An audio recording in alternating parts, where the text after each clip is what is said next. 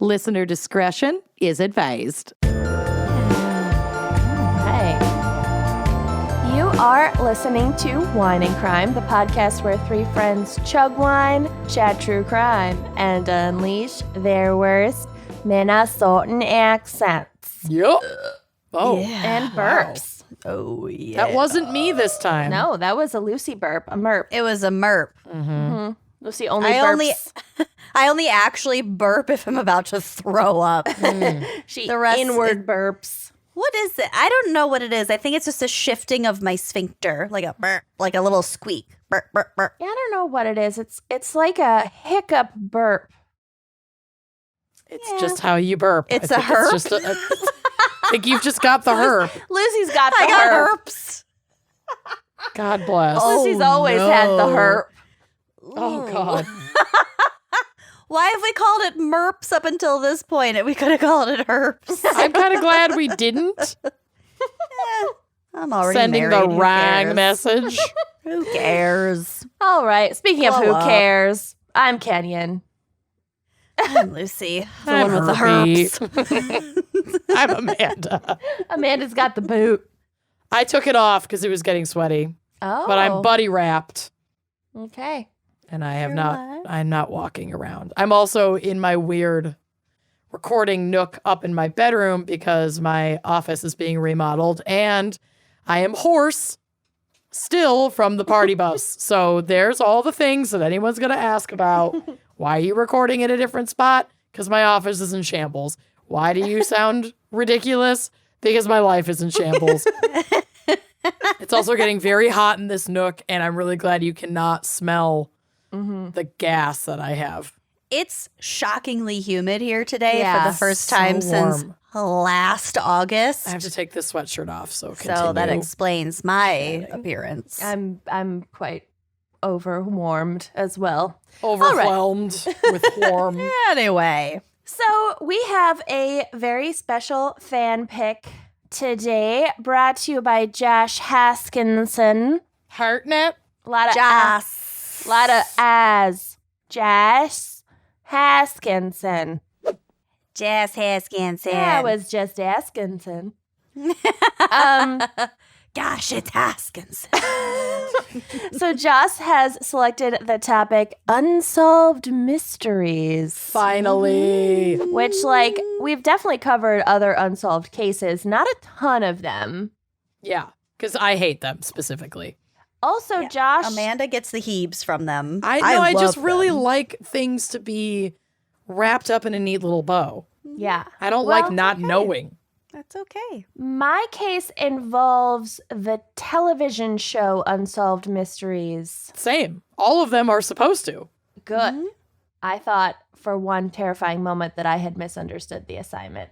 No, I think it said specifically that they wanted cases that were featured Okay. Yes. Great. on Unsolved Mysteries. So you nailed it, baby. Cool. We're good then. All right. So, Amanda, what is our wine crime pairing for Unsolved Mysteries? Yes. Well, as I clean my glasses off, our fan picker recommended wine that I didn't get. They recommended getting something from Stacked Wines, like Robert Stack, like the host. Yeah. Oh, he has his own wines? No. No, But- it's just the name Yeah. similarity. Oh. But so, okay, the Stacked Wine brand is actually quite clever because it's like individual servings of wine and then that come in like a little kind of rounded, it looks like stemless wine glassware, but it's plastic, so they're great for by the pool. You can And stack you can 'em. stack them on Oh, top I've of each other. totally had those. Yeah, so I've they're had those awesome. at festivals and stuff in South Yeah. Africa. Yeah. They're really, really great for like outdoor or poolside or going to the lake or whatever.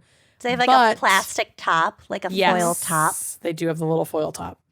However, as we were preparing to do this episode, as everyone knows from social media, I broke my fucking toe. And so I was just not about to like drive to Total Wine and walk around and find it. So I'm sorry. So instead, I used ingredients that I had in my home to make Miss Fisher's mystery cocktail. Oh, like the Miss Fisher Mysteries, which I have not actually watched, although it's totally in my wheelhouse. Yeah. Okay. So I don't know what this is. This person who made this bartender who made this cocktail, Miss Fisher's Murder Mysteries is their favorite show, which is it's like a 1920s themed murder mystery show. And so they wanted show? Mhm. Yeah. Oh, okay.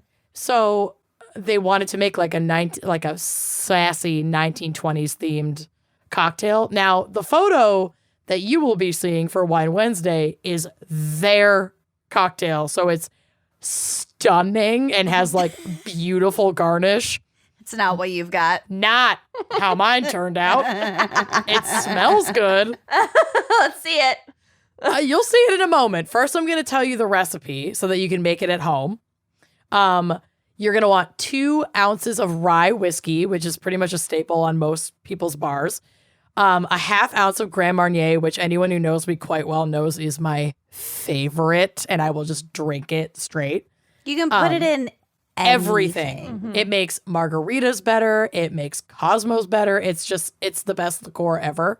just by itself. Yes, it's so good with fucking just good. an ice cube. Mm-hmm. Fuck yeah, as a slow sipper, I love it.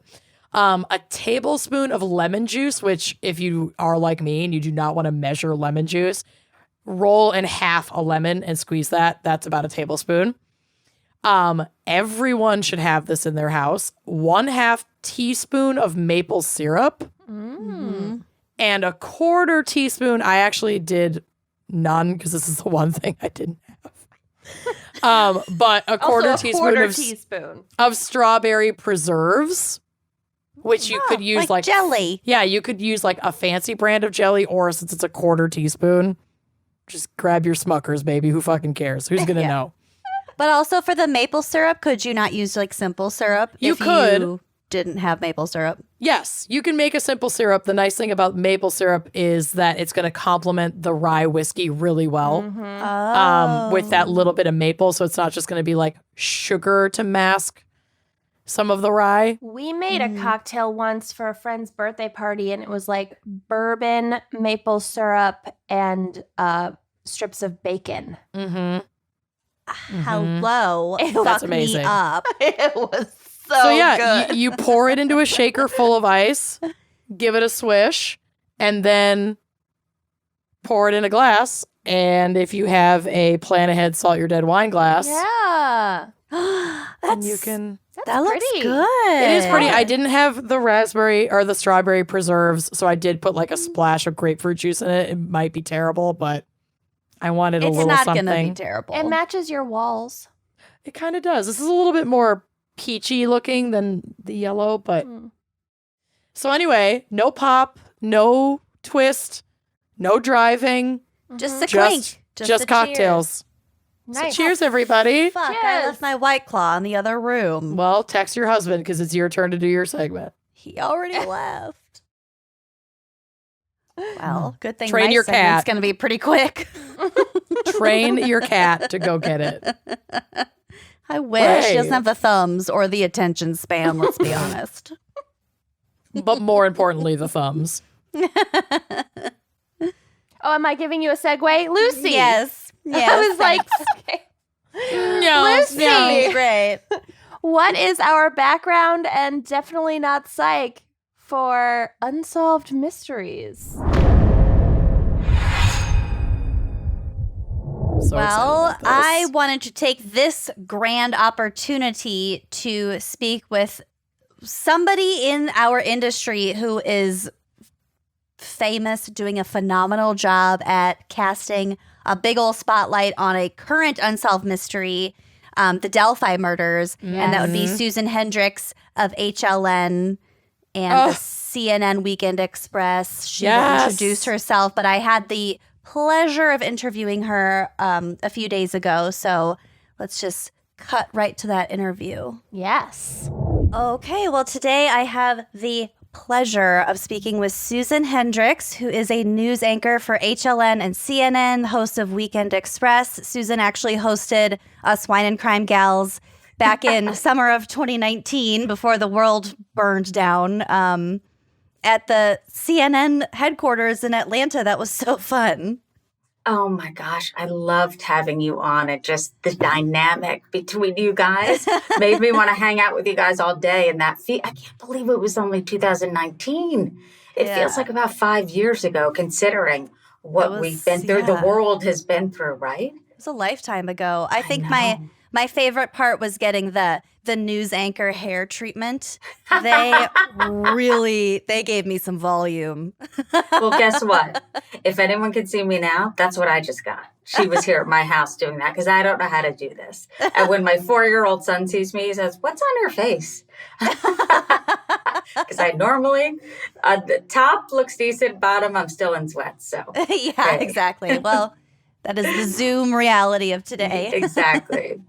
So Susan just kind of wrapped working on a podcast called Down the Hill, The Delphi Murders. And that is a podcast about the murders of Libby German and Abby Williams in February of 2017, which as of yet, currently unsolved. So as you know, Susan, we're talking about unsolved murders, unsolved cases. And I just want to kind of get some insight from you on your experience of the kind of the pros and cons of putting these types of cases into the spotlight, like having way increased press about them and how that can help and also hinder murder investigations. So, well, it was a very loosey different experience for me concerning Delphi. When I first went to Delphi, Indiana, and this is way before the podcast, it was my first time there.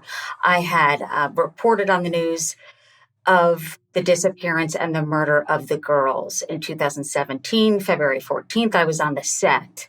And because we do so much crime and so many cases, when my boss came to me and said, "Hey, we're sending you to Delphi," this was a year after the fact. I said, "Wait a minute, which one is that?" "Oh, that's the Snapchat murder," which that was called back then, where you hear, "Oh, yeah, I remember that," and the voice, and okay, and landing there and being in Indiana, and then going to Delphi from Lafayette, driving there and meeting Abby and Libby's families. It was just a whole new perspective. I had been a field reporter for a long time before being an anchor at CNN. And you go out and you cover the story, you report on the story, and then it's the next day. That's the news cycle, right? Well, in Delphi, connecting with this family and really having the time to understand the crime and meeting Kelsey German, Libby's older sister, driving her to the bridge that day, the last time they saw each other. And Kelsey, by the way, is in school now studying forensics and hoping to help other families. But just being in Delphi was so different for me. And I saw the resilience, and I know that it's unsolved. But they have this drive and this, it's hard to explain. It's resilience. It's inspiring to me. It's the ability to keep going under the most horrific situations. Yeah, I can't imagine anything more disturbing as a parent. I'm not a parent myself, but just the thought of having a child murdered, taken away from you, and not knowing who or how or why or having any of those answers is just heartbreaking. I hosted a panel at CrimeCon 2019 in New Orleans. And when I first met Mike Patty, Kelsey's grandfather, she lived with them. And he said to me on stage, every morning I walk by and I say, "Good morning," to Libby's picture. And I said, "What keeps you going?" He said, "Thinking about the last half hour or the hour of the girls' lives. And that keeps me going. And we have to get his face out," meaning the sketch. "We have to get the word out because someone knows something. And he's waiting for that call from the authorities to say," he literally said, this is his quote, "Mike, we got him." And he's looking forward to that day. That will bring him peace. Obviously, closure's overused and you never really get it. But it brings them a bit of peace to say, you know what Libby did, the bravery of recording that voice and recording that monster's video on the bridge that day, 2017, meant something. It led to justice. That's what they're hoping for. So do you think that specific aspect of this case that was the Snapchat, she has just a little bit of the audio recording, a little bit of that video recording. Do you think that's sort of the primary pull that you as a journalist have in terms of wanting to bring this case into the spotlight? Because again, somebody knows something, but on the other hand, the authorities usually want to draw a line between how much they divulge to the public and how much they're kind of, keeping up their sleeves. I think initially that is what drew us to the case when I was on the set and reporting on that, and even embarrassingly so forgot about that case a year later because there were so many cases. Once I was reminded, once I met the family, it became personal for me. I know it's not about me. I'm the journalist. It's about the family, but it really has. I've become very close to the family members. And I think that the audio and the video has driven the public to this. But then when you hear about what Libby did, hit and record, because there's more on that cell phone. Not much more, but there's more. And the police will not divulge that because they said to me they don't want any false confessions.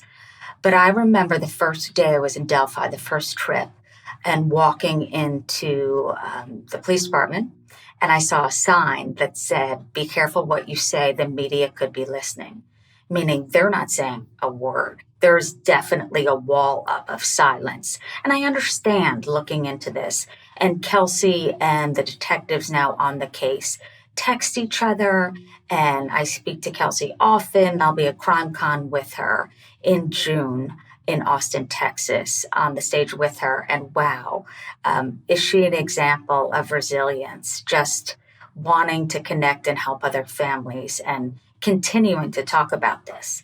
She actually was on a live TikTok last night. I was listening in, and she was with another girl named Sarah, whose sister disappeared, and they finally made an arrest. She was murdered, sadly, 26 years after the fact there was an arrest. So they did a live TikTok, and I was listening in, and I know Kelsey, and she just said, "Look, I met a lot of wonderful people, survivors of the Golden State Killer," meaning family members, but she said, "I'd give that all back if I could have my sister Libby back. I'd give it all back." She was thrown in the situation.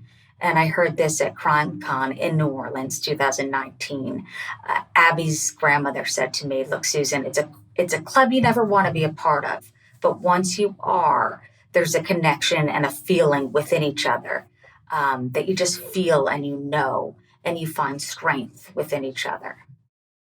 So I would imagine that most families in situations like this, as unfortunate as they are, would take similar steps and have similar motivations to keep their cases in the spotlight, try to bring as much press and attention to them as possible.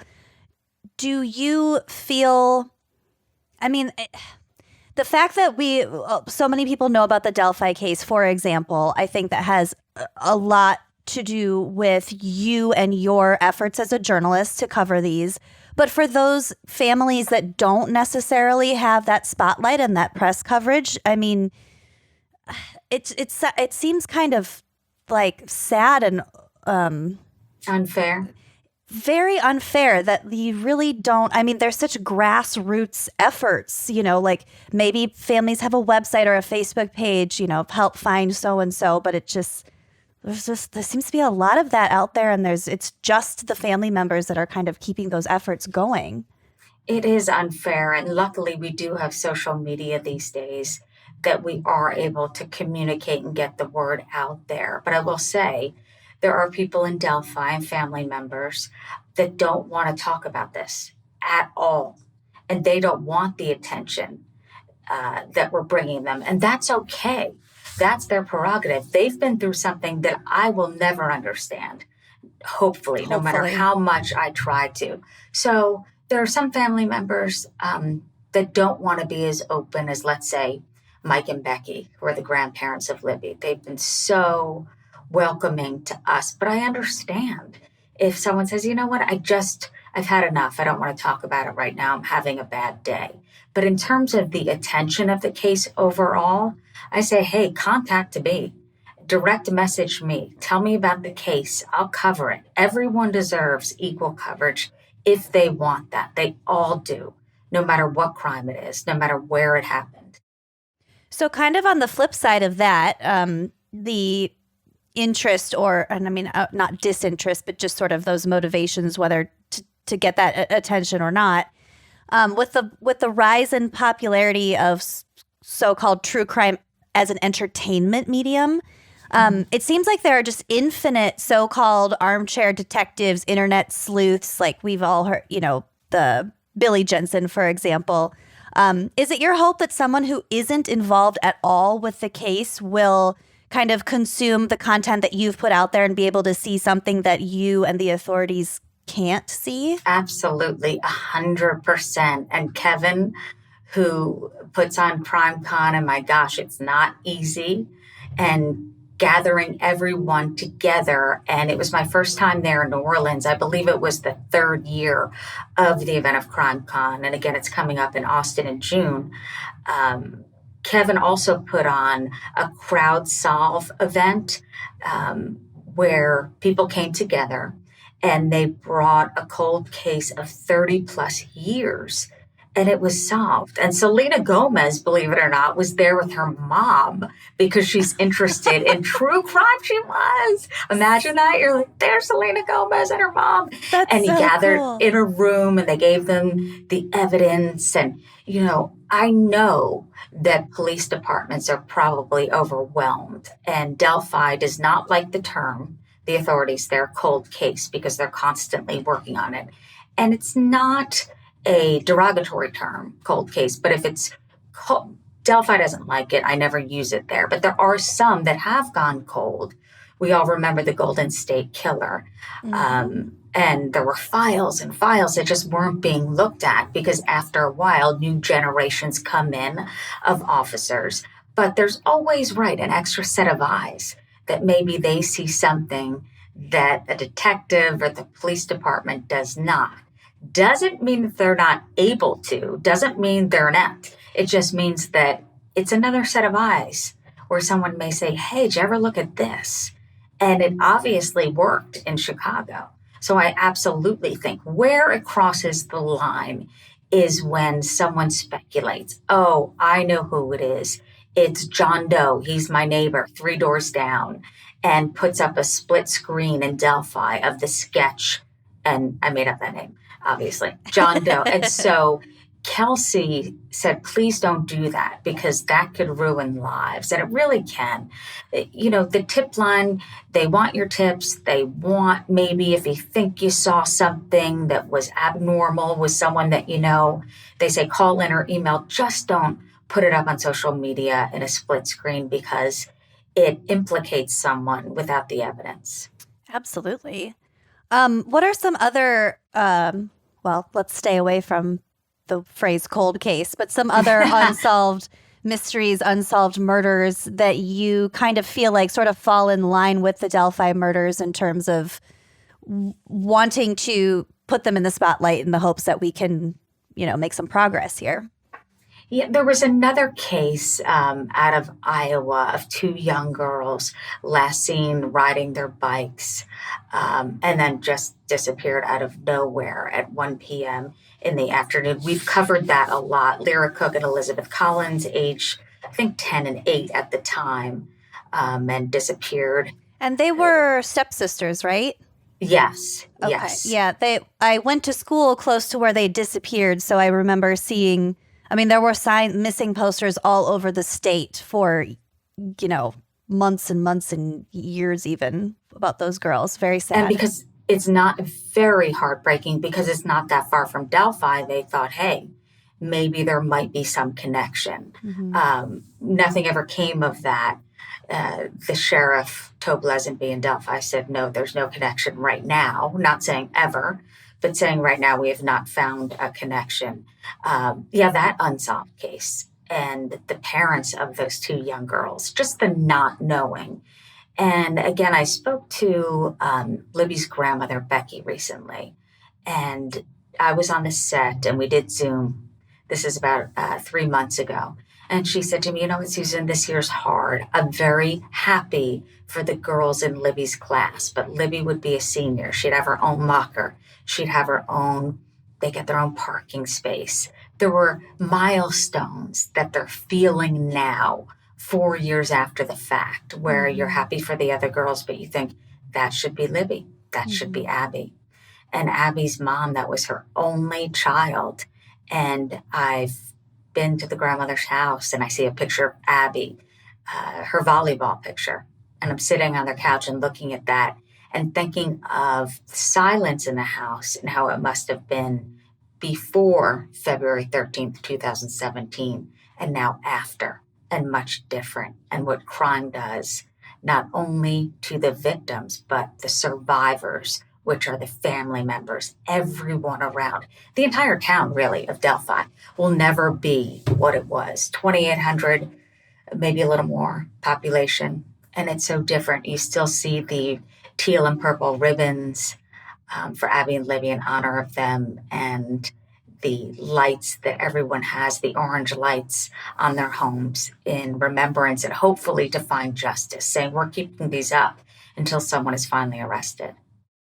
So obviously a murder against a young person or anybody has a devastating effect on a community like that and a family. But is there a difference in sort of like obviously there's a difference. So what are some of those differences in kind of the tone and tenor of the absence that these victims are leaving in their families and communities when it is an unsolved case? Is that kind of sorrow and grief like stretched out? I saw it with Mike. I've been around him several times, but on stage at Crime Con, and I was sitting right next to him, and it was the sergeant who was next to me, and then it was Kelsey and Abby's grandparents, but really looking in Mike's eyes and seeing the sadness and really saying, I hope that day comes. They know that they will never get Libby back, but they want justice. They want someone to pay for what they did to everyone's lives, especially Libby's, cutting it so short. She wanted to study criminal justice, Kelsey told me. And maybe that had something to do, with her hitting record on her cell phone. Who would think to do that at such a young age, to hit record and have the wherewithal to take not only a snapshot. Mike said he believed that at first she was going to take the picture, bring it home and say, Grandpa, look at this weird guy that was on the bridge. Then realized something was about to go awry and hit record. And also being called a hero. I know that one of the girls had the chance to run because they said they stuck together. One had the chance to run and they didn't. Oh, wow. But it's just to see it. And again, I watch the term closure. I've been taught that doesn't happen through the years. I've been told, and I know it. I know that when I have kids, if your child is taken, if your child is murdered, there's never closure. There's never anything that's going to fill that hole in your life. But there is a sense of somebody paid for this. Someone didn't get away with ruining or trying to ruin our lives and taking what meant most to us. And to possibly do it again. Yeah, absolutely, to do it again. Because we don't know the exact cause of death, Lucy, as you know, because they won't divulge that because of the false confessions. Like, remember with JonBenet Ramsey and John Mark Card, he said, yeah, it was me, I did it. Oh, and he didn't. They don't want that. And the prosecutor now in Carroll County said, look, you'll find out in the courtroom. We got to prosecute this person, whoever we arrest. So it's not just about what we tell you now. We're thinking long term. Mm-hmm. We need the evidence against this guy. And if we divulge everything, that could hurt the investigation. And that's got to be frustrating for you as a journalist. Also frustrating for the family and other people who are trying to get out there and help them. Are there any points in this investigation in particular where you're just like, come on, guys, just just tell it. Wouldn't it be better to tell a little bit of detail, you know, if it kind of edged the line of eliciting false confessions, would that be okay if it kind of helped narrow the search down a little bit? Like, what are the pain points there in terms of the authorities withholding information? Well, the interesting thing, and it's a good thing with Kelsey, she has such a relationship, a tight-knit relationship with the authorities and detectives that she can text them at any time. She recently got engaged. They said, congratulations. One of the detectives, she told me, said he's not going to rest until this is solved. So you almost have to hand over the trust, which they have, to say, okay, we trust that you know what you're doing here and that you can't tell us everything. And I believe it was my first or second visit to Delphi, our trip there.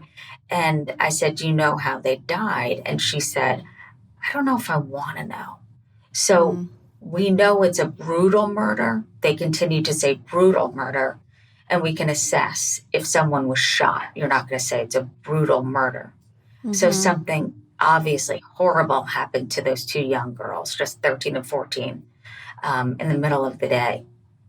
And I don't know if that happened to my sister, if I would want to know the gruesome details exactly of what happened. Maybe years after the fact, but I wouldn't.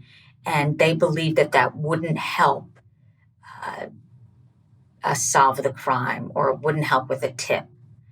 It just would help them once they're in court in terms of prosecuting this monster who did it. Mm-hmm. Going back just briefly to, for example, the JonBenet Ramsey case, that was quite a while ago, relatively.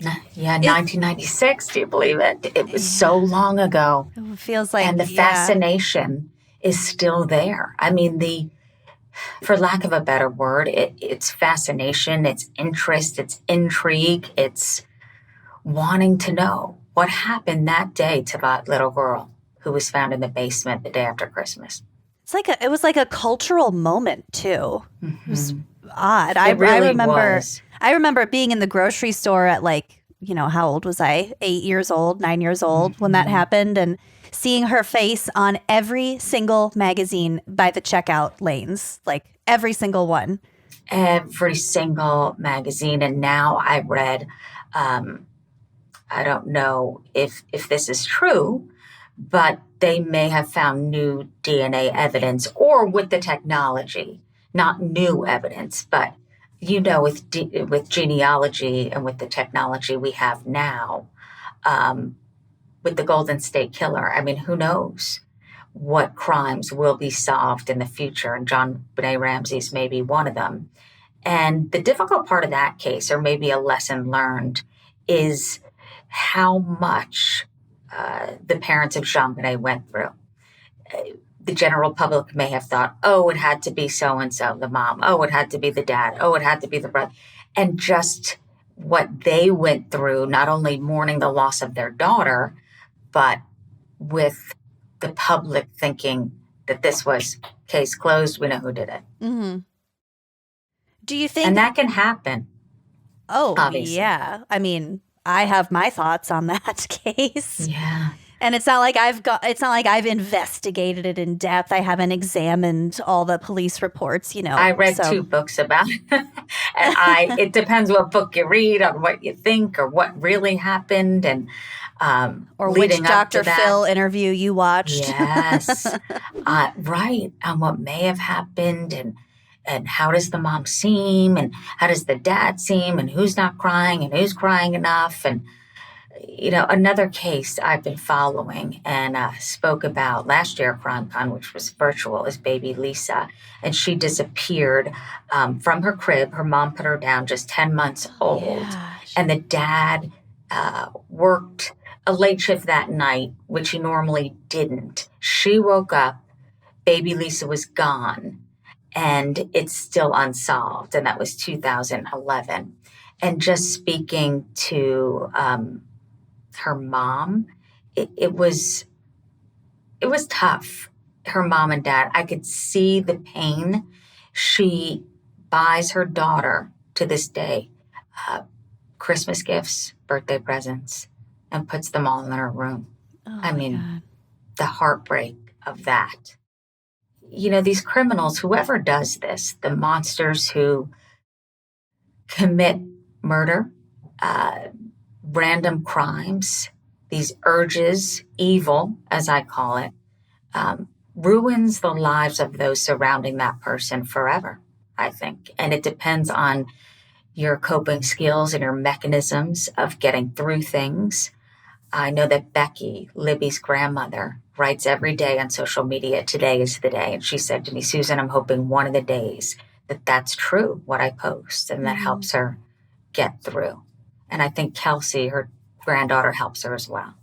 I think it's also easy for us, just as consumers of these news stories, especially like the really sensational ones, for example, JonBenet.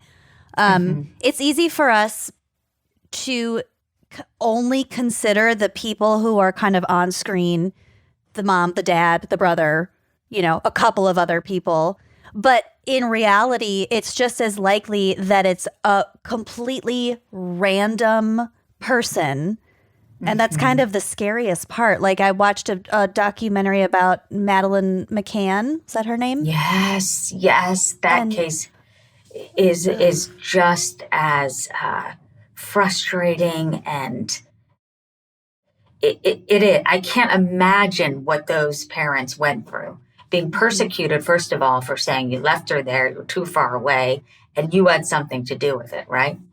That's what they would say. My parents have done the same thing when I was young. It's like they were only a block or two away. Big deal. You know, you never think that it'll happen to you. You never think that. And as many cases that I have covered, if my daughter is a foot away from me in Target and she's 11, I say, where are you? Where are you? Yeah. It's a panic, and I believe that it could happen to anyone because of what I've covered. But you never truly think, oh, this could happen to me. And if it does, how would I handle it? And that's why I'm so in awe of a lot of the family members out there who are able to continue to move on. And with Kelsey, not just move on, to change your major and direct your studies towards helping those who are going through something similar. It's very incredible. It's like she internalized all of that entire experience and then turned it into something positive and productive. Yeah. And that's really brave. That is amazing. Yeah. What did you see on Madeleine McCann? I think I interrupted. Oh, just the idea that these kind of crimes, that we can all have our theories about who done it, but the simple fact that it could have been a completely random abduction out of nowhere, like you said, just the straight evil. Yeah. That's horrifying. And I think we have a desire to sort of speculate, like you were saying, to think that we know who did it, just in order to kind of feel better about it ourselves. But in reality, sometimes it's just completely random. Yeah, we see the parents. I know you've seen them at press conferences, and just the pain you could tell in their eyes, and just year after year, and their sketches of how she may look like, what she does look like, is she still alive, and they don't know that. And I saw that with Natalie Holloway and her mom, you know, going off to spring break with her senior class to Aruba, and her mom saying, I didn't even know where Aruba was, but it was just a few days. It was her and her friends. And then she never came back. And it became Beth's whole life, traveling there, thinking that it was Joran Vandersloot. He was convicted of killing Stephanie Flores years later. I think it was 5 years to the day. And then kind of taunting, in my opinion, Beth, saying that if she paid him a certain amount of money, he would show her where the remains are. And then he would say, I don't know where the remains are. And her life just turned upside down. Your daughter disappears at senior year. You think you have time with her. You think she's going to college. You think what could have been and what's taken away. And I think that's why the crime community is so strong. And those even who are interested in it, it's not about voyeurism to me. It's about, could this happen to me? How does this happen? What type of person would do this? And how are these families getting through the worst thing that you could possibly think of? Yeah, it's almost like it's almost therapeutic in a little way that we see these things and we're like, oh, that could happen to me or a loved one. I better draw my curtains at night, or it's just simple things. It's sort of, and that's kind of ties back to the reasons why we make assumptions and have our own little lineup of suspects in our mind, because we want to feel safer about it. Yeah, and maybe even helpful, like, oh, I think I know. Mm-hmm. And there are people out there that I know you have seen and you have spoken to that really do help and want to solve these crimes and are invested in them. And then there's other, like there are trolls out there. I was talking to Kelsey a couple days ago, and she said, I just get really mean comments a lot of times because remember, the monster on the bridge said guys down the hill. That's what they released to the public. And she said that someone was mad at her for saying the word guys. And I said to her, the best button or the best thing to do is mute and block. And we laughed. And I said, I checked how many people I've blocked, and it's 84. I was curious, and she checked hers, and she said it was 137. I said, well, keep doing that. Good for because, her. Of course, you might hear something positive, like, way to go, Kelsey. 5 positive comments. You're going to hear some jerk saying something rude to a girl who lost her sister. It's unfathomable to me. And they're trolls that it's easy to say ignore, but I say, hey, just block. Because they're out there. But then there's well-meaning people, let's say, on Reddit, which will bring you down a lot of rabbit holes, right? Oh, on yes. Any crime. And you're thinking, wait a minute, who did it? Did this person do it? It's, but the one thing that Kelsey and the authorities in Delphi do want reiterated is, look, we know the police say we want tips. And that's what they were saying. Call in. We need one more tip. We'll protect you if you're afraid. We need one more. We need one more. But they didn't mean tips as in side by side. Oh, it's this guy. To ruin someone's life or speculate that it's someone that it's not. And I know lately there's been someone in the news who did something horrible to a young girl, 10 years old. Luckily, she did survive. Lured her into his home saying, come pet my dogs. Ended up trying to strangle her. She had dog bites on her. Mom called police. They went in. This is about 10, 15 minutes from Delphi. Found the girl. Now he's charged with that, but he's not considered a quote-unquote suspect for Delphi murders, the Delphi murders. Oh. Now, he's a person of interest, but everyone who's called in and they have checked out different people, so he aligns with that. But they're not saying he's a suspect. And Kelsey wanted me to make that clear to anyone I talked to, because she said, look, I hold on to hope. And I've been down this road before. There's been people that have been considered a person of interest, and we think, this is it. Mike even said to me, this is finally it, and it wasn't it. And think of the emotions. You're on a high of, we got him, to know it, sorry, it's not him. Back to square one. Yeah, so the ups and downs, she said, I can't do that. So we have to wait until we hear he's a suspect and here's why. We have the evidence. Wow. Oh, there's just something about these unsolved cases that are just, I mean, they keep you up at night. I mean, they keep a lot of people up at night. And being in that town, I'll say, is something that I've never experienced. Eating spaghetti with the family at their kitchen table and seeing pictures of Libby and wondering how can they get through this, but they are. And so I'm inspired. And Libby was painting her room and she didn't finish it. She almost did. But it's left the way it was. You know, and I see her cleats in the corner of the kitchen and I think, this room was filled with laughter. I saw a video of her cracking open a watermelon and cracking up, laughing hysterically. And that's who their lives are cut short. To humanize these girls is very important to the family and to me. It's not just about this monster on the bridge saying guys down the hill. It's about the girls. Mm-hmm. We talk a lot about Bundy, right? We're still talking about him. Mm-hmm. It's almost like, and I understand why. We do focus on the killers because we wonder once they are caught, how, why, how could this not happen again? What are the clues? Don't get in any white van. Mm-hmm. But to keep hearing about Bundy, and maybe it was because he was an attorney and he was intelligent, and people think that monsters look different than all of us. And let me tell you, they don't. Mm-mm. It could be your neighbor. But to talk about him and without the victims, to me, doesn't do it justice in terms of who he killed and the lives cut short. Absolutely. We got to keep our focus on the victims, and Bundy But had a I lot of them. understand. Yeah, and I understand why. Like the Golden State Killer, it's like, finally, and thank goodness, and for Paul Holes and everyone involved in finally getting this guy and connecting the dots, and for the evidence and for the technology that we have now.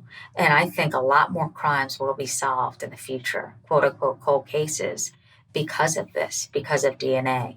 And what would be most shocking to me, which I'm sure, which was with the Golden State Killer, who's a former police officer, to say, oh my gosh, I can't believe it was that person. So when I'm in Delphi, I think that. I mean, I don't implicate. When Mike was on stage with me, he said, I know, he kind of made the audience laugh. He said, I know, I was questioned. I looked like the sketch.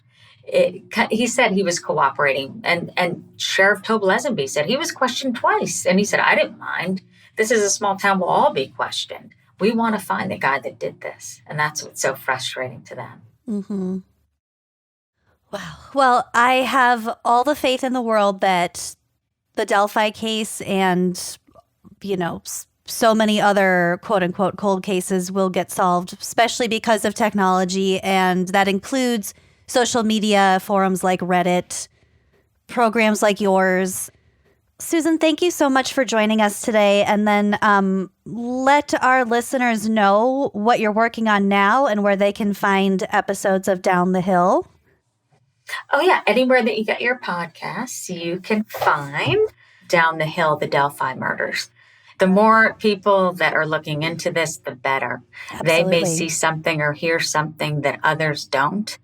And if you know that person, because you do see his walk, and I know that I would know my family members' walk. You just do. You see them coming towards you. You say, oh, that's my dad. So you just to keep your eyes out and your ears open, and hopefully this is solved one day, and hopefully I'm back on and we're all chatting about it. Absolutely. All of the successes and solved mysteries. Yeah. Well, thank you, Susan Hendricks, again. Thank you, Lucy. We will be in touch soon. Thank you for joining us, and hopefully we'll see you back in Atlanta someday soon. All right. Well, my case is definitely very different, but it does involve, like I said at the top, the show Unsolved Mysteries. Love it. So let's get right into it. Some vintage Unsolved Mysteries. That I went into the archives as well. Yeah. I love the new episodes. They are phenomenal. Yeah. But They're I wanted to thrilling. I wanted to go deep. Yeah. We like the vintage. So in 1987, great vintage, Yeah, speaking of, Mark and Debbie Baskin were living in Murfreesboro, Tennessee, with their 3 young children, 6-year-old Christy, 5-year-old Bobby, and 3-year-old Michael. Carol. I was just going to say, holy shit. Can you even imagine if They it grew was up surrounded by tigers. lions and more lions? Actually, look on the drive, and these will be on the blog, but look at photos of these sweet, precious baby muffins. They are Bangs. so cute. They are these children. really cute. The bangs. Yeah, they're just so cute. Their little teeth and their little smiles. The boy, Bobby, he has one photo of his smile where he just looks like he has to show you all of his teeth. Well, yeah, he's so proud he grew them himself.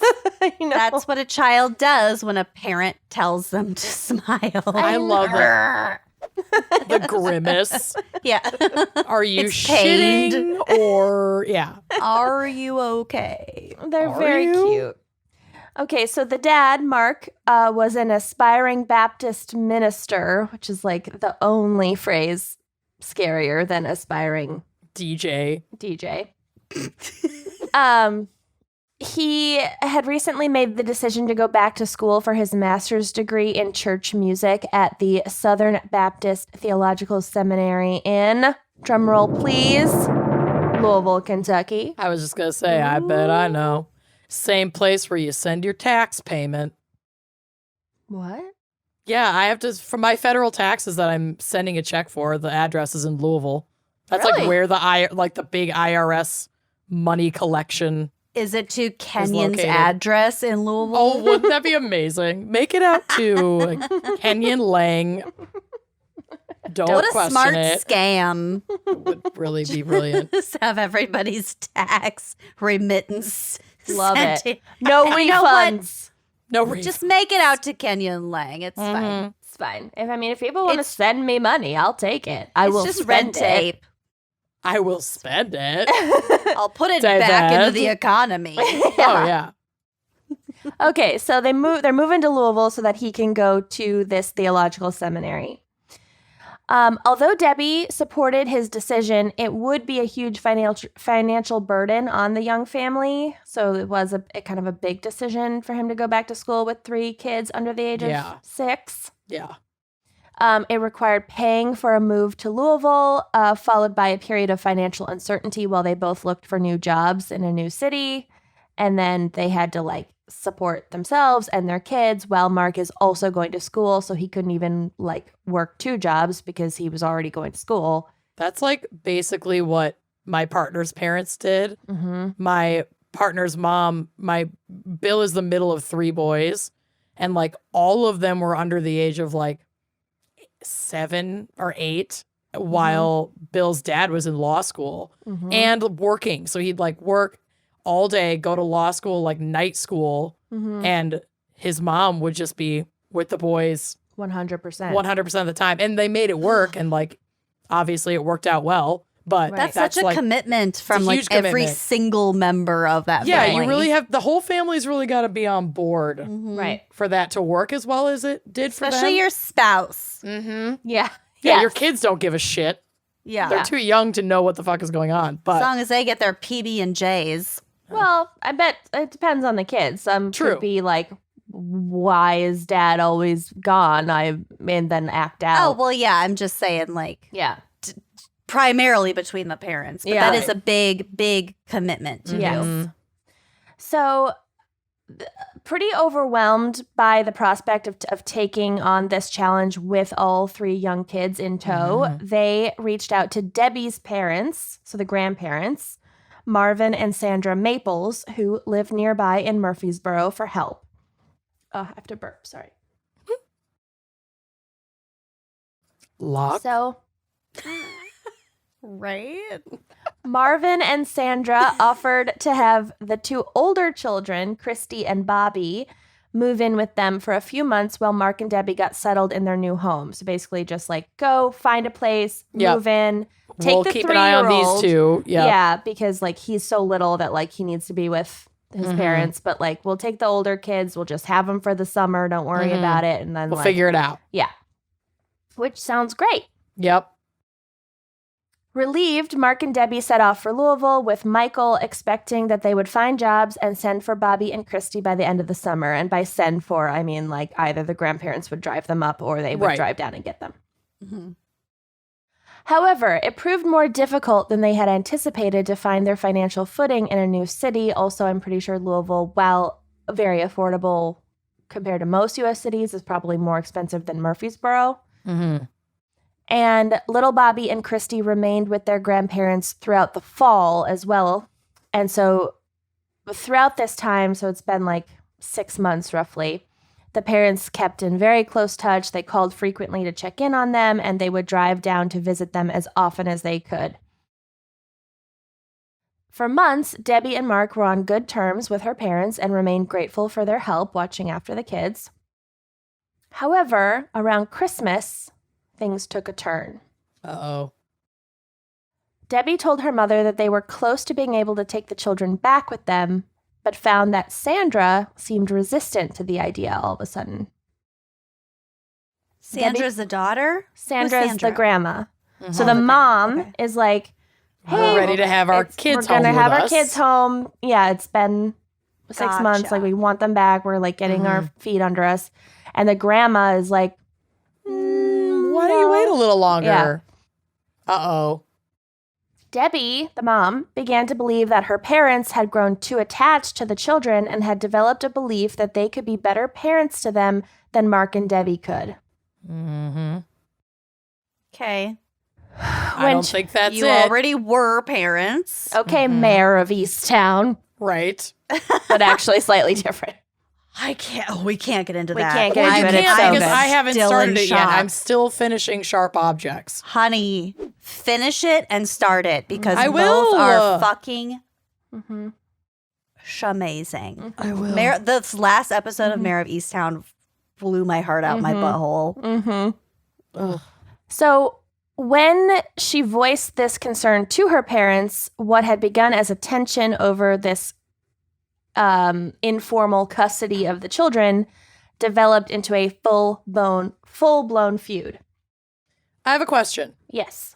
Are they like talking to the kids on the phone? Like, do they know the kids are there and that the parents aren't or the grandparents aren't like hiding something? They talked to the kids on the phone, Okay. and they had been seeing the kids on weekends whenever they Okay. could afford to drive and see them, because it's only a Okay. few hours away by car. But All it right. was also 1987, so it's not like they had cell phones. They didn't No, have no, cell no, I know. phones. Yeah. But But yeah, they would call the kids often and like come Okay. up and visit, and it was like, they're a family. right. Mhm. So it's this feud from Christmas to April. Ooh, Things that's just long. get more tense. Marvin and Sandra would no longer allow Mark and Debbie into their home when they came to visit Murfreesboro, Okay. but they did still allow them to see the children when they came up to visit. But they would have to like visit in the yard or like go to a park or something. Dumb. All right. Mark and these are her own parents. Yeah, this is bonkers. Yeah, this is weird. Just wait. Mark and Debbie began renting motel rooms in Murfreesboro when they made the drive up, and then they would bring Bobby and Christy to the motel with them so that they could spend time with all of their children together and not just like be outside with like the whims of weather. Sure. They had to stay somewhere, so they would drive down, rent a motel room, get all the kids together, hang out for the weekend, and then like bring the kids back to the grandparents, which I don't super understand. That's a lot. Every weekend, but okay. In May of 1988, Marvin and Sandra, the grandparents, filed a petition for full custody of Bobby and Christy. What the fuck? At first, they claimed that Mark and Debbie had abandoned the children, No. but the claims quickly escalated, like a lot, and they soon accused Mark and Debbie of being members of a satanic cult and considering offering Bobby and Christy to the cult as human sacrifices. Okay, so that's a big leap from being a Baptist minister. But okay. The satanic panic of the 80s, too. It's like everyone is just buying into this fucking defense. These are Debbie's parents? Mm-hmm. Mm-hmm. So it's okay. Sometimes parents are toxic. Mm-hmm. Clearly. So, that whole it's family, you gotta love them thing is bullshit. This Yeah. is fucking off the walls, Yeah. though. Oh. This is out of the blue. Oh, yeah. Just this is wait. bonks. They also accused them of sexually abusing Bobby when they brought him to their motel room on the weekends to like hang out. They were like, What well, the what are they fuck? doing bringing a child to a motel room? And it's like, well, what they choice have you given them? They have to stay somewhere when they're visiting. Oh my God. And you're not allowing them to hang out in your house. Okay. That makes no sense. Okay. Based on these claims, a judge awarded temporary custody to the grandparents, Marvin and Sandra. Ugh. An investigation was also launched into the abuse allegations, which Mark and Debbie adamantly denied. Yeah. A Murfreesboro detective named Anita Flagg also interviewed young Bobby. I need a flag too. I have a flagpole out front. Anita And Flagg. I've got a bare pole. I need a prayer and I need a flag. I need a flag. I don't have a bare pole, but I do have a slot, an empty slot. I could get a bare pole. Do you have a flag slot? I do by my front door, and I am. It's like I can decide a tattoo to get on a whim without giving it any thought. Clearly, Yeah, Literally. a flag. but I have been searching for flags for months. Yeah. Have not found one that I can commit to. I'll help you. I'll help do. you right now. Okay, get Etsy, Googling. Etsy flags. That's A what I wine was and crime using. flag. I mean, Subtle. subtle. My It's not worth it. my pots Can't are commit. already accidentally wine and crime colors. So Commit. I can't commit. Wine and crime. anyway, while Lucy's finding me a new flag, continue. Anita Flag. I need a flag. So this detective, Anita Flagg, confirmed what Martin and Sandra had. Talked to interviewed Bobby. Bobby is Okay. 6. And Bobby's the one that they're claiming was being sexually abused. Yeah. Okay. He's either 6 or 7 at this point. But he's a little peanut. He's little. So being interviewed by the detective, he confirms what his grandparents had said about the sexual abuse in the motel room and the supposed satanic rituals. Although Detective Flagg indicates in her notes that she suspected he may have been coached Yeah. to say those things. And he was definitely fucking coached because tellingly, in further interviews with Flagg, Bobby then claimed that social workers and attorneys involved in the custody case had also sexually abused him and taken part in satanic rituals. Okay, well, we So are he's a just little like- confused. Wow. Yeah. Poor kid. I He know. doesn't have any idea what he's Saying. and what and the implications of what he's saying. No. Carolyn McGowan, another detective who worked on the case, remembers, quote, "Then the Maples' allegations became more bizarre, and they were saying that we, the detectives, were being paid off by the cult, and more people were members of the cult." So then the grandparents are just like, Everybody's in the cult. yeah, yeah, exactly. How You convenient. know, the second you think that everybody's in the cult, yeah, your might be credibility the time to think that maybe you're the only one in the cult. Yeah. goes. Maybe the problem is you and not everybody else. Maybe the problem is Q Maybe it is and Q. not everybody else. Q and your husband, obviously. So the detectives also found it strange that Marvin and Sandra seemed only concerned with getting custody of Christy and Bobby, yet expressed no concerns about the safety of baby Michael. That's right, because the youngest kid was still with the parents. Yeah, and they weren't like, well, we If need they're baby abusing Michael these as well. two. Mm-hmm. Ultimately, investigators concluded that the abuse allegations against Mark and Debbie were unsubstantiated and recommended that the children be returned to their parents. Good. However, because of scheduling issues, like with the courts, it would be months before the custody case was actually brought before a judge so that this recommendation could be implemented. Mm-hmm. Meanwhile, Mark and Debbie were allowed only supervised visits with their 2 children because this was still like pending. Oh, that's so frustrating. Yeah. To like have half the ruling, Right.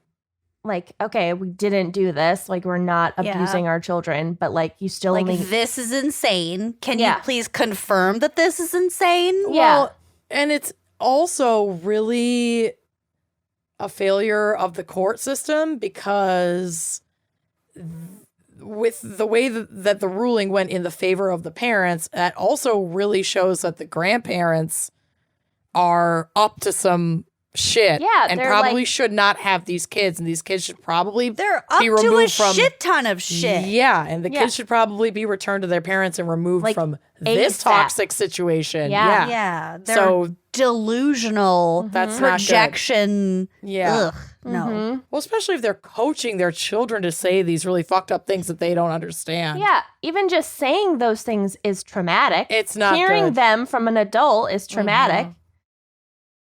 So finally, a hearing was scheduled for March 29th, 1989, about 10 months after Marvin and Sandra had initially gained legal custody, like temporary custody. So the kids have been away from their parents for Almost a year. 2 years. Oh, yeah, I guess. Ugh, Wow. Yeah, that's not good. Oh, that's so sad. almost 2 years. So by this point, there was little doubt that Mark and Debbie would regain custody. It was just a matter of the court making it official and like crossing the T's and dotting the I's. But then, a couple weeks before the hearing, a court guardian tried to reach out to Marvin and Sandra about a scheduled visitation between the children and their parents and couldn't get through, like on the phone. They're in their course. bunker. After several failed attempts to reach them on the phone, this court guardian drove to the Maples' home only to find that there was a for sale sign in front of it and that 7-year-old Bobby, 8-year-old Christy, and the grandparents had disappeared without a trace. The house was Yep. empty. Yep. This is okay. Yeah. No, Yeah. no. The court's having a hard time getting a date scheduled. So we're just going to keep this family separated while we like figure this out over here for Yeah. months and months and fucking months and give these predators, proven predators now, the opportunity to do something like this. That And, makes sense. did That's they safe. move completely legally? Weird. Mm-hmm. When police began looking into Marvin and Sandra's activities in the time leading up to their disappearance, they discovered that they had been secretly working for months to empty their house in Murfreesboro, periodically renting a van and moving their belongings out one trip at a time so as to not attract suspicion. Oh my God. That's weird. They then put the home up for sale and fled, giving complete power of attorney to a real estate agent so that the real estate agent could like get the money to them without, because as their attorney, Like sign for it, Yeah. everything. Wow. like accept a sale, whatever. Yeah. Wow. The house sold for nearly $80,000 in August of 1989. Numbers. Yeah, yeah. I'm sure that is a significant That's amount of money. one of the tragic parts of this story. I mean, an older couple who presumably have been saving up and building equity their entire lives to sell their house at an older age for $80,000. That in itself is fishy to me. Well, 80 grand in the 80s. In the 80s, Well, I it's mean, that was 89, probably. I I think guess. that was like market price. Yeah. I don't think they got like a low price. I have no idea. I didn't look at No, it. that's okay. accurate because my parents in the 80s bought our house in what is a very expensive neighborhood in West Hartford, Connecticut for like 100 grand. It was like a 4-bedroom house. Yeah, Oh, okay. prices are totally different. My grandparents I built their wasn't house for considering the 12 year. grand. Yeah. Granted, back in that time, mortgage rates were like 20% was like a normal rate to pay. Interest So rate. so you basically end up paying the same as you would now. It's just different. Whatever. But anyway, Isn't home ownership the best? A So scam. stupid and boring. Well, it's just slightly less of a scam than paying rent. Yeah. Yeah. Okay. So a massive nationwide investigation was launched for the missing children because there was no record of their passports being used, so it was believed that they always stayed in the US. I'm sorry. I just got some alerts from Lucy about flags The flag she's proposals. recommending. You just want One to flag is- them real quick? Trump lost LOL. One is a flamingo standing on one foot that says, "Don't make me put my foot down." Because of And- your foot. And my favorite that I am definitely ordering is Nicolas Cage with Declaration of Independence flag. So it's just a flesh-colored flag with Nicolas Cage's eyes, nose, and mouth floating in the center, and some parts of the Declaration of Independence scribbled above and below the floating face. It looks like one of those cookies that I sent Yes. you the meme of, Lucy. It's amazing. Those flesh-colored cookies. And while you Totally. continue, I'm ordering Here, it. look. Yes. It's so good. Oh my god. Okay. So Add to cart. they're It's doing- on. I didn't even notice it was just over the Declaration. Yeah. Yeah. Yeah. I noticed. You're welcome. Okay. So there's a massive hunt for these kids. The Oh, FBI right, the kids. concluded that Marvin and Sandra had been assisted in their escape by a woman named Faye Yeager. Yeager, who AKA Jaegerbomb. Yeah. Jägermeister. Time magazine once called Faye Yeager, quote, a legendary sharp-tongued Atlanta belle on a holy crusade. Okay, well, I would buy that book. On a flag. I'd put that on a flag and float Nicolas Cage's face over it. Holy Crusade.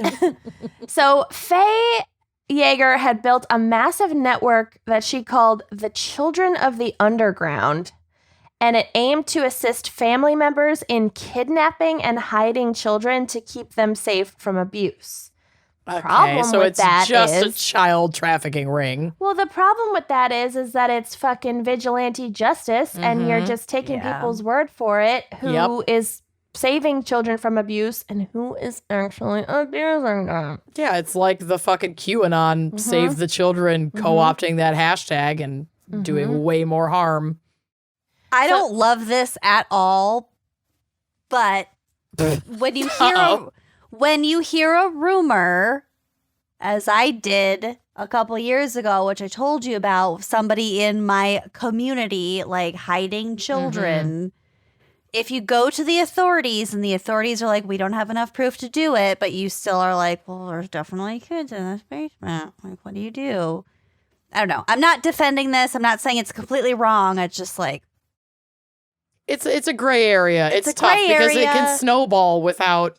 it can really easily Proof. slide downhill Right. and just become a bad thing. Yeah, I think there's a difference because we've heard those stories. Even this happened recently in Minneapolis, where somebody, like a neighbor, knew that there were children being held in like a house next door because they had seen and heard them. The police did come to investigate, but the children had been like hidden, so the cops didn't see anything. There's something they can do. The cops leave, and then the neighbors are like basically pulling some vigilante shit to get those kids and get the police back there. Yeah, it's Like, not, that's different it's than- not black and white. Yeah. That's what I'm saying. It's not. Yeah. It's not a black and white. Well, this organization is not, we think that there are children in this house and we're going to tell the authorities. This organization is, you claim to be a family member and you want to kidnap and run away with this child to protect them.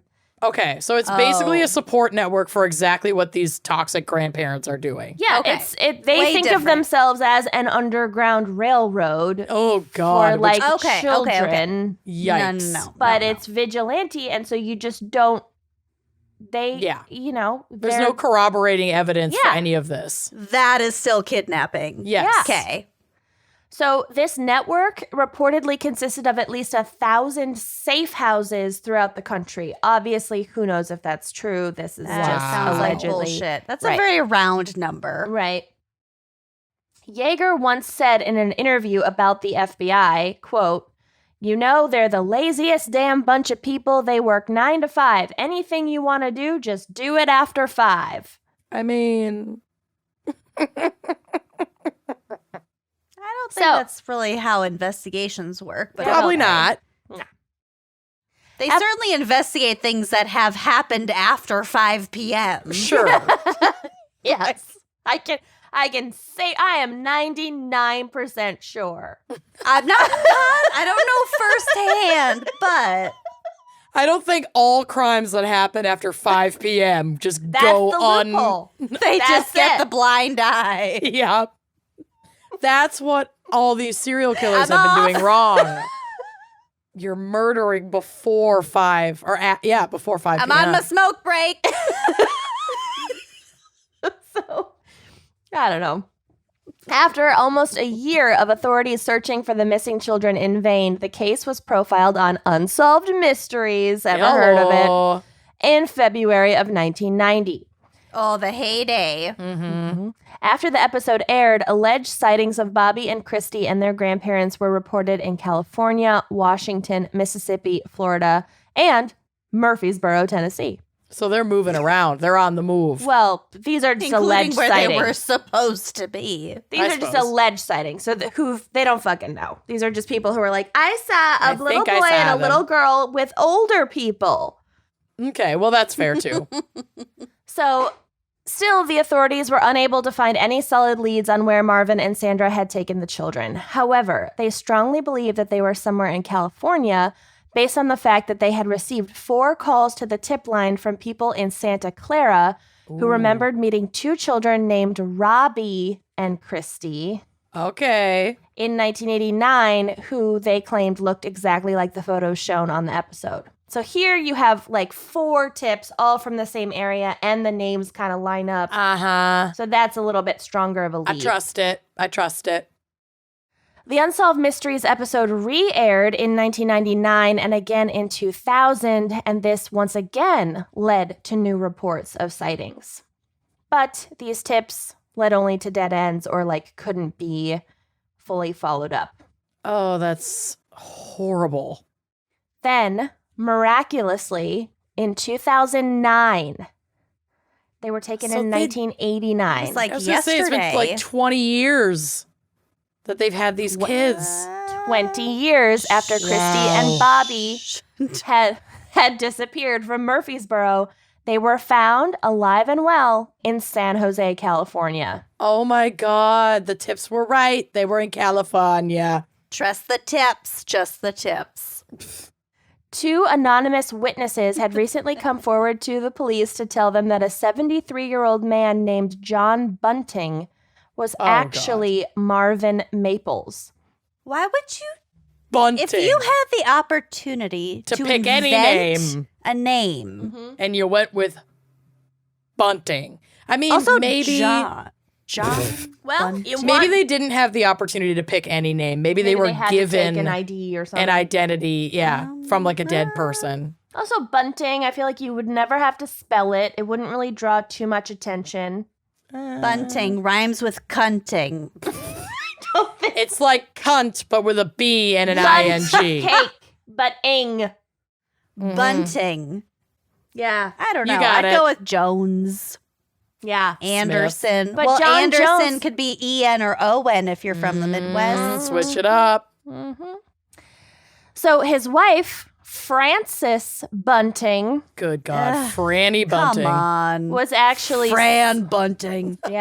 was actually Vagina. Sandra Maples, and she had passed away 3 years before. So she had passed away and done like an obit and like the whole thing under her assumed name.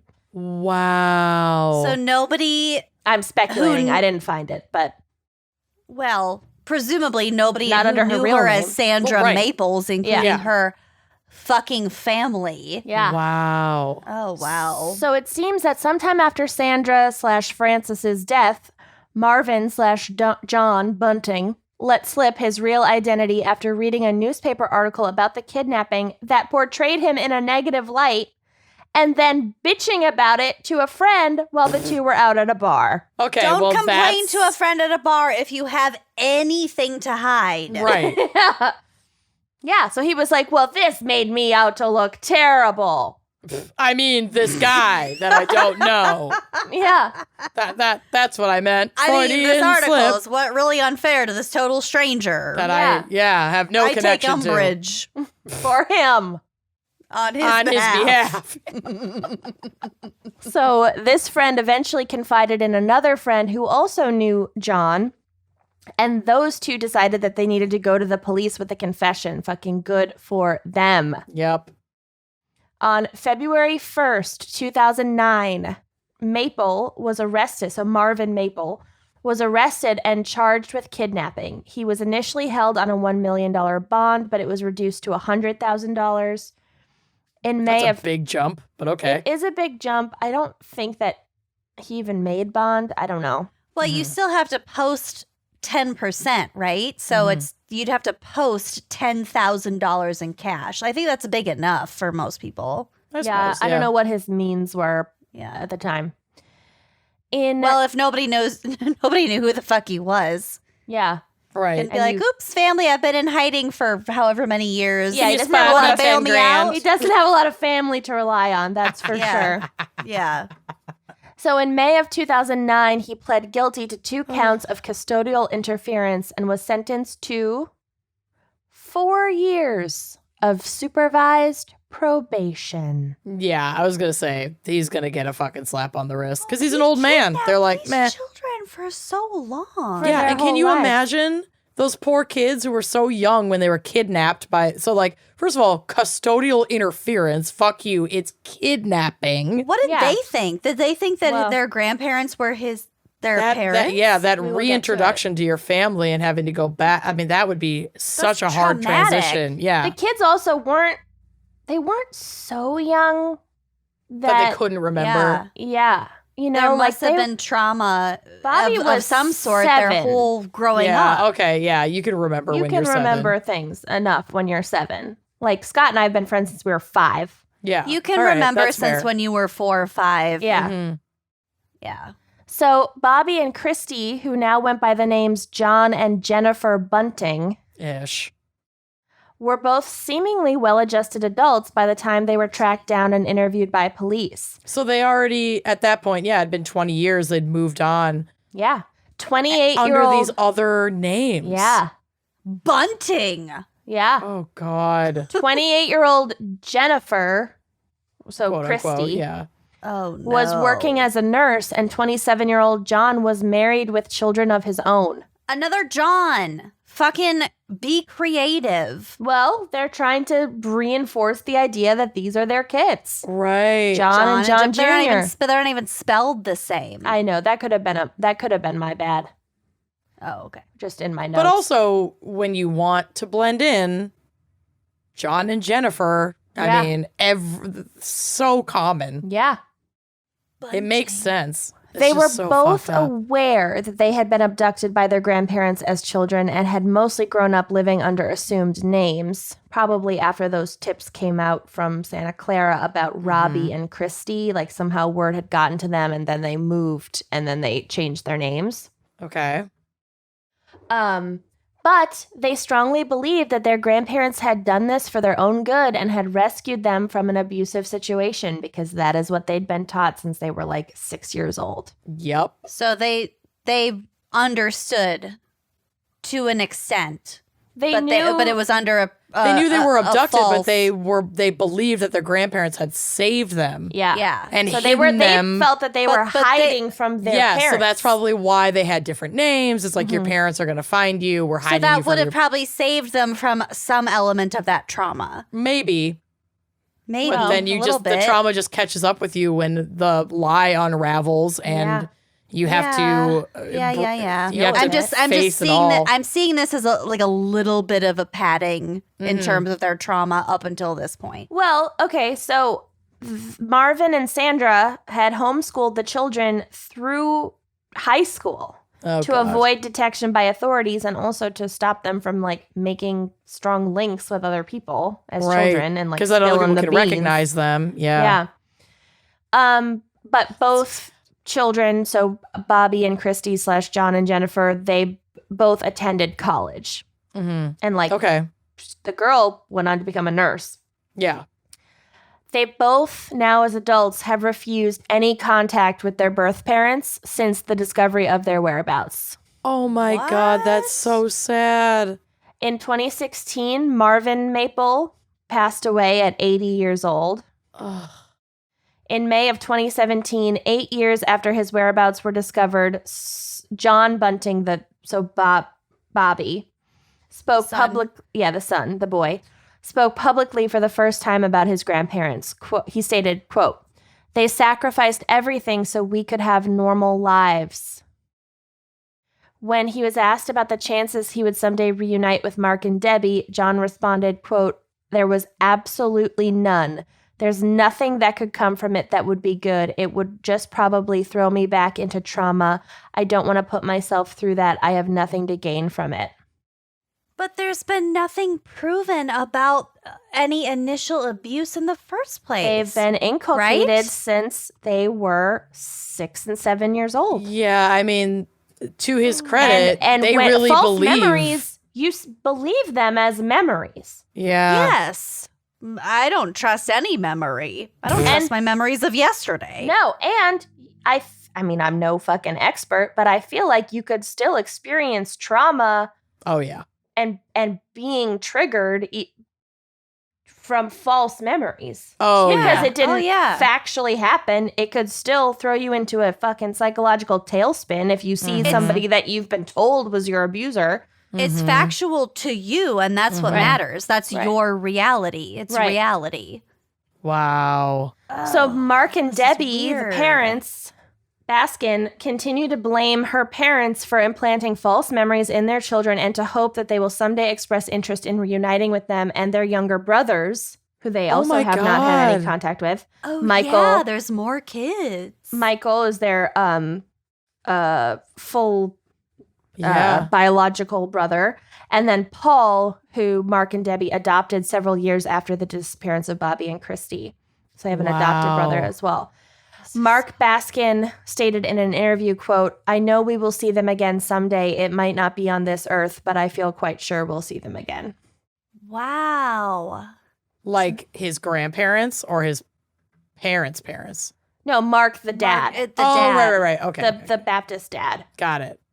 Oh, that Yeah. is Husband of Carol Baskin. Yes. really The sad. alive one. Isn't that crazy? Yeah, that's So- wild.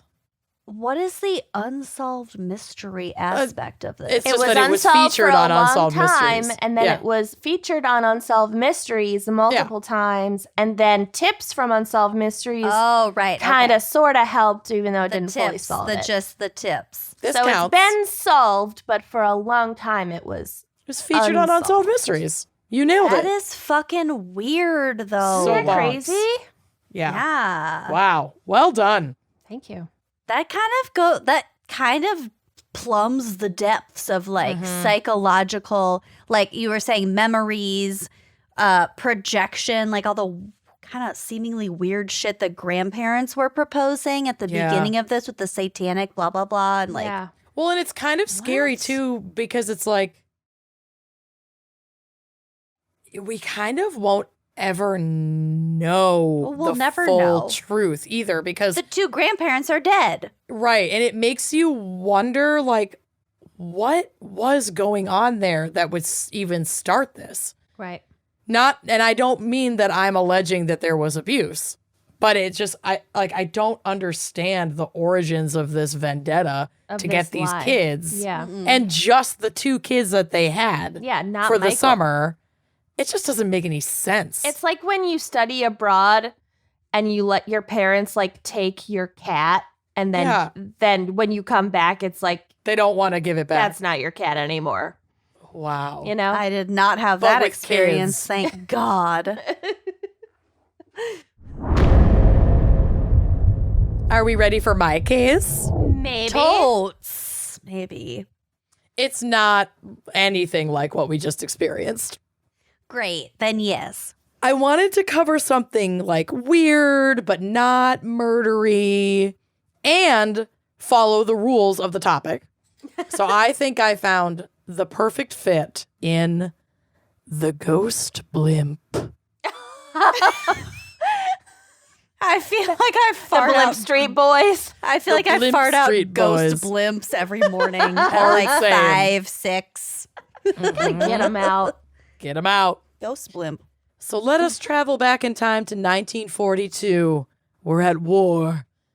Part of the U.S. military involvement is to deploy blimps over the Pacific on Japanese We're at submarine war. spotting missions. Let me keep my damn tiara. Tiara. Had to turn it So- in for scrap. Turn it for scrap. So this is from history.net. quote, the United States had entered World War II only 9 months earlier, but Japanese subs had sunk at least half a dozen Allied ships off the American West Coast. Japan's frontline combat sub I-17 had even shelled one of California's largest oil drilling facilities in February of 1942, which was the first time a country had attacked the U.S. mainland since the British shelled New Orleans in the War of 1812. As a result, L8, which is a blimp, carried 2 325-pound Mark 17 depth bombs mounted on an external rack, as well as a 30 caliber machine gun and 300 rounds of ammunition. Is there a way for you to explain in layman's terms what the fuck you're talking about right now? I don't think it's that hard to follow. So they go on these missions to watch for subs, and they have blimps bombs with bombs and guns. And guns. That's it. Okay. So that when just they sounded see a really sub, then radical. they just drop a deuce. Yeah. The blimp's mission, locate and sink any Japanese subs that its crew spotted off of San Francisco. Okay, I thought that would be I didn't think it would be as cartoonish as that, but apparently it is. It's a so quote. yes, okay. No, just the reality of it. I can't make it any clearer, David. Fold it in. Fold, blimp it in. Blimp it in. L8. So one such 2 325-pound Mark 17th depth bombs. death bombs, David. Okay, that was an incredible. That was a good impression. Yeah, that was a good impression. I want to be more Rose. I don't know how to be any clearer, David. So one such U.S. Navy blimp took off on one of these routine missions, launching from Treasure Island in the San Francisco Bay. Love that casino. I know. Resort. And casino. On the morning of August 16th, 1942. The L8 blimp was operated by only 2 men, Lieutenant Ernest DeWitt Cody and Ensign Charles Ellis Adams. Their mission appeared uneventful for the most part. They radioed into base about 90 minutes into their trip to report an oil slick located near the Farallon Islands. Not all islands. Farallon Islands. Farallon Islands. But no other calls or concerns really came in. Okay. So again, from history.net, Flight 101 was scheduled to fly to the Farallon Islands, 30 miles west of San Francisco, then head north to Point Reyes and south to Montera Beach before returning to Treasure Island Resort and Casino. The patrol would take 4 hours, with Lieutenant Cody and Ensign Adams expected to return to base sometime between 10 and 10:30 that morning. The flight started out routine in every way. So the blimp took off at 6:03 a.m. with Lieutenant Cody at the controls, which I imagine is just this. 2 sticks. It's just one of those things that blows air. Yes. It's essentially like a bagpipe. Woo! Yes. A bellows. A bellows. That's how I picture it. Weather for that day was overcast, but visibility was quite good. There was no rain, no strong winds, and the L8 had just been inspected a few days prior and found to be in perfect operating condition. The flight crew radioed into base at 7:38 a.m. to report the oil slick. 4 minutes later, the crew called in again to inform the base that they were investigating the oil slick, which could indicate the presence of a submarine below the surface. That's why they cared about this. The crew dropped 2 location beacon smoke flares in the area, which is protocol. It's like, there might be an enemy submarine here. We're going to put these indicators. Yeah. And so that way other U.S. ships in the area could see that beacon and follow their protocols by readying their crew and their munitions at the site of the smoke flares, waiting to see if the blimp would drop the depth charge bombs that they had on board to the enemy sub below. And if the bombs do drop, then they're like, okay, we are going to be attacking. There's a sub. Yep. This sub. I'm going to eat this sub. This sub. I'm so hungry. Oh Me too. This is not very long. I got this. But bombs never fell. So around 9 a.m., the blimp began to head back towards San Francisco Bay. Around this time, 2 float planes, don't ask me what those are, David, I can't make it any clearer, I think they're just planes that can Planes also that float. float. were sent out from the base to establish contact with the blimp, whose communications had been down since the last contact at 7:42 a.m. It was not unusual for comms to be out during these patrols. Can't make it any clearer. But the hours, like several hours straight without a response at all from the blimp was concerning, so they searched along its planned route, but couldn't quite get eyes on her. So they alerted. What is so funny? Literally. David, I'm just laughing. I can't make it any clearer. It's so distracting. I'm sorry. I'm I'm laughing. literally minimizing your video screen. I can't look at you. Hey, don't look at me I'm then. not even drunk. Oh my god, I'm sweating. I'm just laughing at Lucy snorting and laughing. And It's I'll so look cute. at Lucy at all. Little snorts. The Okay. float planes got me. Oh All my right. god. Okay. It's fine. So, Drink some Coke. yes. Calm Put something down. in your gullet.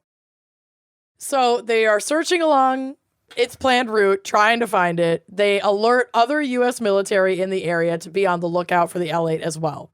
She was spotted around 10:49 a.m. near the Golden Gate Bridge, and the pilot who saw her reported that the blimp appeared to be in control and making its way back toward its base. About 15 minutes later, she was spotted again 3 miles west of Salada Beach, about Yum. 2,000 feet in the air, which is like just about the blimp's maximum like altitude before. That's a lot, I feel. Yeah, it's high up. I mean, they're not like planes. And then once they Yeah. reach a certain altitude, then like pressure changes. They have to like release helium, and it's like a whole thing. So It's a usually whole they blimp thing. It's a whole- blimp it's- facts. hashtag blimp facts. There's too much. There's too much.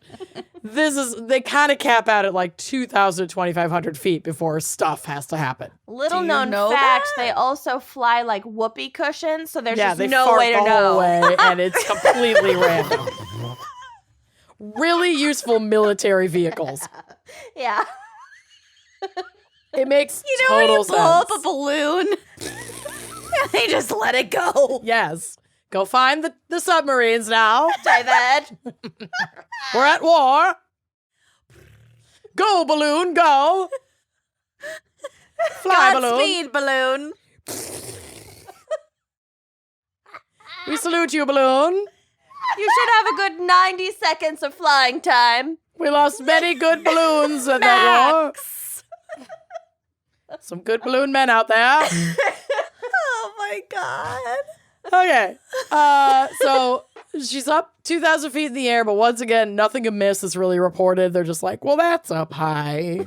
Yeah. Then she was seen again near Mile Rock, still seemingly in control and making her way toward Treasure Island.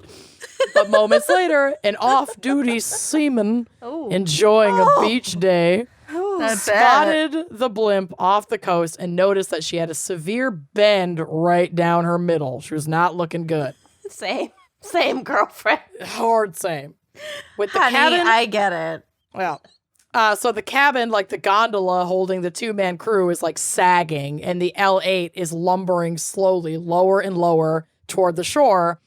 She looked like a mess, and she was a total spectacle.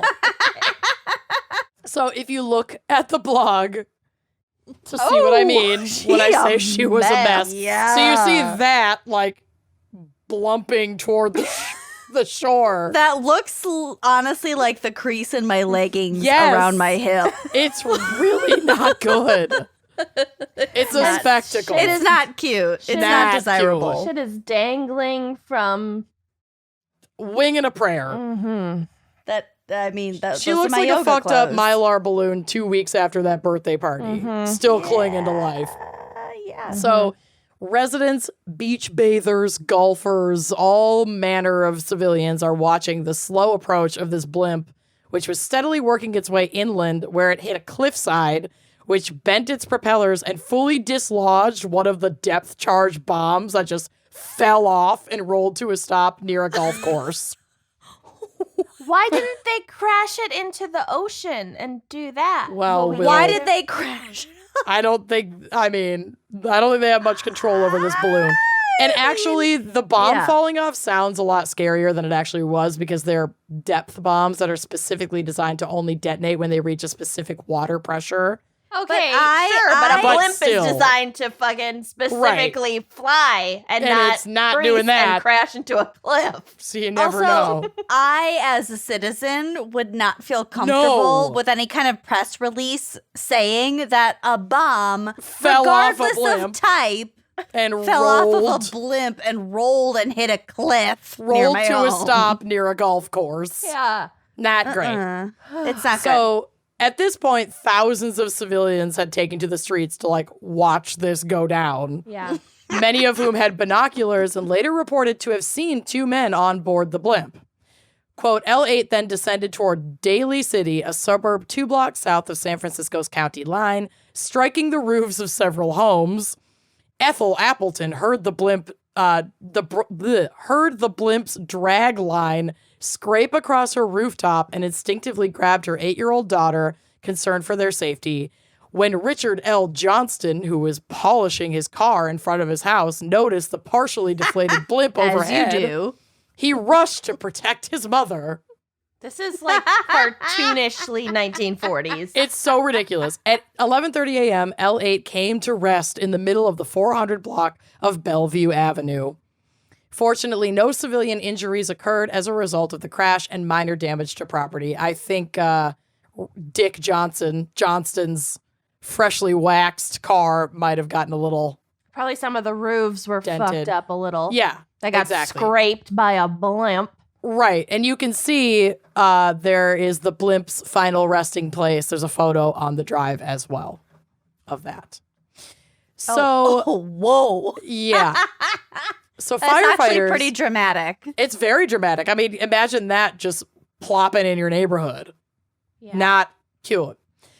Firefighters were among the first responders on the scene and commented how miraculous it was that the blimp didn't catch fire because it's expelling all this helium and it's got ammunition and Hitting shit on power board. lines. Hitting power lines, exactly. So they approached the gondola and were puzzled to find that the door was just hanging open and the cabin was completely empty. They fled. Well, we'll get to it. Thinking that the crew was somehow trapped inside of the giant balloon, which I discovered is called the envelope, they slashed it open to free them, but alas, they were not in there either. Wait, the inflatable part is called the envelope, or the place where the people are. That's the gondola, The big and the balloon balloon part part. is the envelope. Gotcha. So a perimeter was established and a search for the crew began. Some civilians on the ground had reported seeing them parachute from the gondola, but all 3 parachutes that the blimp was equipped with were still inside, untouched. I have a theory. 2 of the life jackets were missing, but safety protocol requires that the crew wear life jackets at all times during flight. So it's the fact that they weren't there and 2 life jackets were missing. They were wearing them the whole time. So that wasn't weird. Here are some other things to note. The radio was in perfect working order, and even with comms interruptions, the crew should have been able to establish contact with the base, especially as it made its way inland where comms would have been reestablished. The blimp's batteries were drained, even though they were fully charged and prepared for a 5-hour plus mission. A significant amount of fuel had been dumped, which typically only happens when a blimp needs to increase buoyancy in a hurry, and there was nothing to indicate that the L8 needed that or that they had done that from the witness reports of the behavior of the blimp. Lieutenant Cody's hat was just casually hung from one of the flight controls, which gives me chills. A locked briefcase containing secret military codes remained on board, unopened, untouched. Ooh, that's weird. Where'd they go? Where did these guys go? Yeah. Well, we don't fucking know. An extensive search that included military on the shore, Navy at sea, air patrols, and Coast Guard had no luck finding the 2 men despite perfectly calm ocean conditions and stellar visibility, including on the day that they went missing. So they were well, if they fell into the bay, maybe Right. they got, they could- drowned and got, sucked out to sea. But it's they weren't far off of the shore, and the conditions the day of their disappearance calm. were so calm that doesn't check out either. An extensive investigation that included hundreds of that included like hundreds of civilian and military interviews of individuals who had seen the L8 on its flight, returned nothing to believe that fire, submersion, misconduct, or missiles had struck the ship. But almost every person interviewed could confirm that they saw crew aboard in the gondola before the crash. Because some people were like taking out their binoculars. These are like military ships that are also looking. Yeah, so like nothing was wrong. Nothing went wrong. Were both and they're crew members wearing hats? I think so, probably. But only one hat solved remained. it. Real question. I don't Where's know. the I have other no hat? idea. Probably. I think they probably would have been in similar uniforms. But my question is, was it really them? Originally when they launched? Because here's my They thing. could have been aliens in disguise, and No. only one of the aliens had hats. Do we want to hear my theory or should I save it? Yes, tell it. Amanda, Go up to for you. it. Go for it. Go for it. If they had been taken, not hostage, but if they had been like boarded by enemy combatants, Abducted. then they could have been kicked the fuck out early on. One of them hatless, thrown into the ocean, his hat remaining on the dash, while the two imposters were directing the aircraft. Oh, maybe. That's a good theory. How easy would it be to like pirate a blimp? I mean, No. if it's another, say they did descend to investigate. I mean, we'll kind of get to it. There are theories, but like, Okay. if they were boarded by enemy military, they feasibly would know how to operate that. But then That- the that leaving machine. behind of the codes would be strange. Right, exactly. So, a year after the crew went missing, they were officially declared dead, and the Army closed the book on the entire incident. But 70 years later, this mystery still haunts people, some of whom dedicate huge amounts of time to solving this. So, theories range from alien abduction Me. to a love triangle turned murder, with some speculating that the crewmen were involved with the same woman. Discovered this while they were on their patrol. One killed the other and then fled. That's weird. Mhm. There's Very no blood. dumb. Yeah, I don't like that. Well, you could have just pushed him out. Yeah. Others believe that when they dipped down close to the oil slick, enemy submarine crew captured them, but that wouldn't account for the multiple sightings of the crew as the blimp approached San Fran. Others speculate that the crew were actually enemy spies who like met at a rendezvous point. Excuse me, I just burped a lot of my drink. After orchestrating the crash, but then why would they leave the military codes on board? Like, that makes no sense. A man named Otto Gross, who has been researching Beautiful the disappearance of L8's crew since 2009 and has a now defunct website that, like, I don't think he kept up with the domain, paying for the domain for it. Is it ohgross.com? No, but it's ghostblimp.com. Oh no. And We he will be believes moving over all of our Oh, yeah. corporate identities to Ghost Blimp. ghostblimp.com. We're just gonna buy it and do a redirect. It's Yeah. brilliant. But Gross's theory is that the blimp had been secretly testing experimental radar, and poorly shielded microwaves overpowered the men, causing them to tumble out of the cabin. Gross's claim is speculative, however, since no hard proof has ever been uncovered that L8 was testing experimental equipment on the doomed flight. One Redditor on a recent thread suggested, and stay with me here, that they both fell out. Fall out. They Okay. both could have fallen out. They could have. Definitely. I like that theory. mean- I like the enemy combatant theory, although they would have had to also escape and not be Right. noticed. So then Or you have four aliens. people. It's aliens. I have no idea. The Navy maintains their own theory that either when investigating the oil slick or possibly a little bit afterward, one of the crew had to go on the outside of the gondola while it was in flight to investigate a pee? mechanical issue. Oh, yeah. Okay. So one crew member exited the gondola and fell, and the second crew member made an attempt to save the other and also fell. Eyewitness accounts are also notoriously sketchy, so the sightings of the crew could have been false. Right. There's also a handful of eyewitness accounts that said they saw somebody parachute out, so that could account for one or both of them falling out of the gondola. Mm-hmm. Or enemy combatants doing so. Right. Exactly. So, Or aliens. yeah, In exactly. parachutes. Mm-hmm. Either way, they were never found, and we have no clue what actually happened to them. But the Ghost Blimp went on to be a Goodyear sports blimp until 1982, and now the gondola is on display at a military museum in Florida. They repaired and saved this blimp. Well, yeah, because really the only thing they need to replace is the envelope, the balloon. The gondola, Was given a fine. new coat of paint, she's fine. They crash pretty slowly because they're just slowly deflating. It's not like that big, scary Zeppelin fire situation. This was like, as you said, the most Also, comical to and cartoonish descent. To repurpose as the Goodyear blimp for Listen. like however long. seems Upcycle, a no little fast bit- fashion.